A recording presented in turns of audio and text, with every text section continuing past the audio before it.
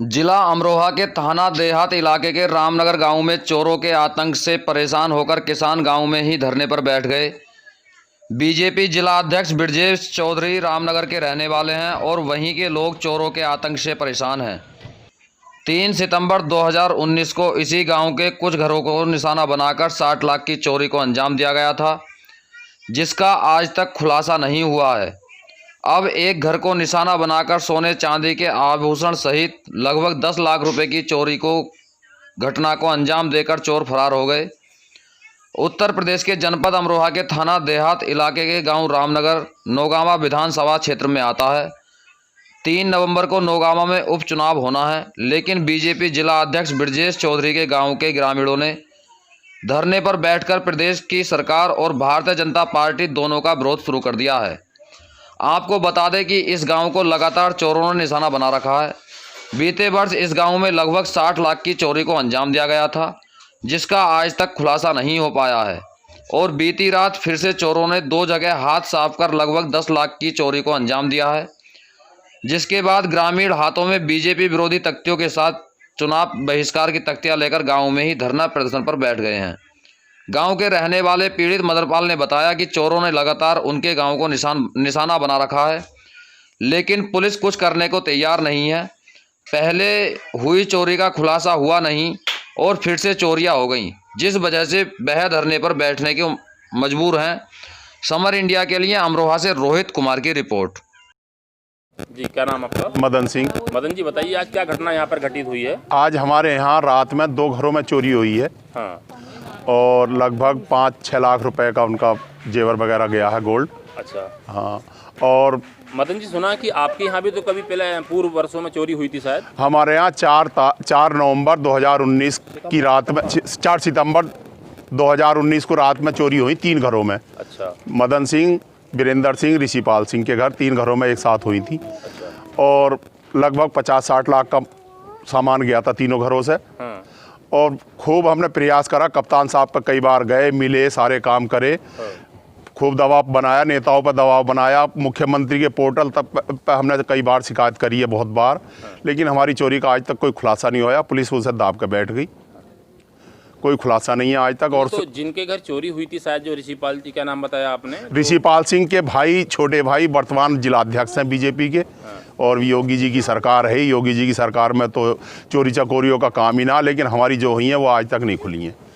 तो आपने भारतीय जनता पार्टी के किसी नेता, किस मंत्री पे? हाँ, मंत्री जी से करी, भूपेंद्र सिंह से करी, नागपाल पूर्व MP हैं, उनसे करी है।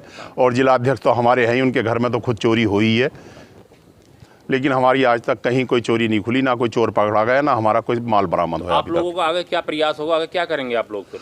अब हम ये सोच रहे हैं कि आज सारे गांव वाले तय कर रहे हैं कि अब हम कप्तान साहब के यहाँ जाएंगे और धरना भी देंगे, सारा काम करेंगे, ताकि हमारे गाँव की चोरियाँ रुक जाएं आगे के लिए, और ये जो हुई हैं ये खुल जाएं। धन्यवाद जी। क्या नाम आपका? अभिमन्यु।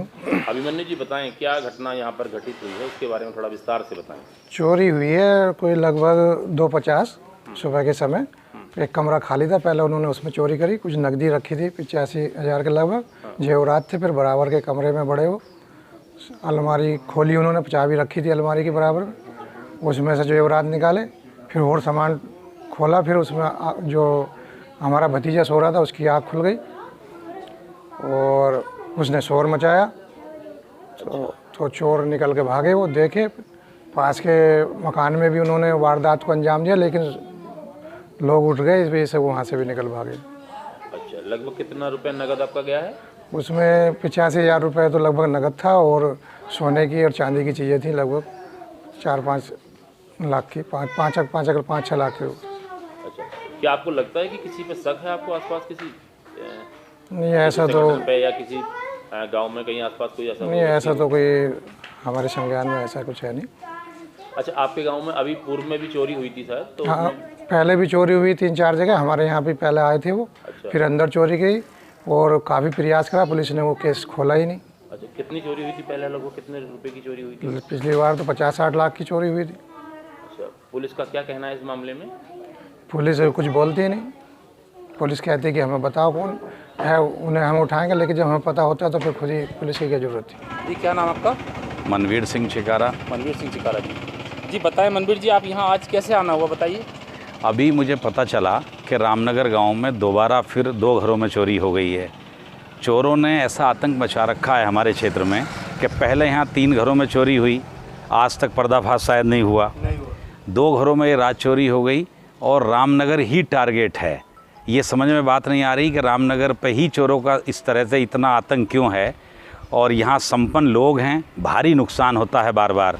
2 घरों में रात चोरी हो गई, बिल्कुल प्रशासन पुलिस ने आज तक कोई कार्रवाई नहीं की। चोरी का खुलासा होना चाहिए, पहली वाली चोरियों का खुलासा भी होना चाहिए और इन चोरियों का भी खुलासा होना चाहिए।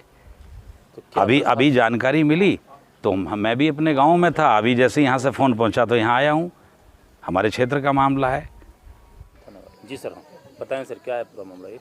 ये रामनगर गांव पड़ता है कोतवाली देहात में। इसमें आज एक चोरी की घटना हुई है। देर रात्रि में कुछ अज्ञात चोरों द्वारा अभिमन्यु जी नाम के व्यक्ति हैं, उनके घर में चोरी कर ली गई है, जिसके संबंध में तहरीर प्राप्त हो गई है। मुकदमा पंजीकृत कर विवेचना की जा रही है। सर पूर्व में भी 1 वर्ष पहले यहाँ पर लगभग 60 लाख रुपए की चोरी हुई थी, जिसका अभी तक खुलासा नहीं हो पाया है। इस पर आप क्या कहना चाहेंगे। हाँ, ये जानकारी में आया है कि पूर्व में भी 1 वर्ष पूर्व भी यहाँ 2-3 चोरियाँ हुई थी एक ही दिन में, और उनका खुलासा नहीं हो सका था, जिसको लेकर के थोड़ा सा आक्रोशित हैं गांव के लोग। उनको समझाया गया और शीघ्र ही इस घटना का खुलासा करने का प्रयास किया जाएगा।